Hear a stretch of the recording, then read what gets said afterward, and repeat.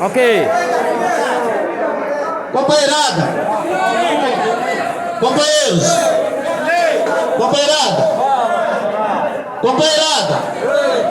hoje trabalhadores de diversas categorias no país estão realizando um dia nacional de luta pelo Fora Bolsonaro, em defesa da vacina para todos os trabalhadores, em defesa de auxílio emergencial de pelo menos um salário mínimo para os trabalhadores que estão desempregados, autônomos.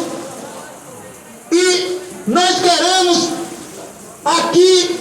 representando os trabalhadores da construção civil de Fortaleza, no estado do Ceará, em alto e bom som,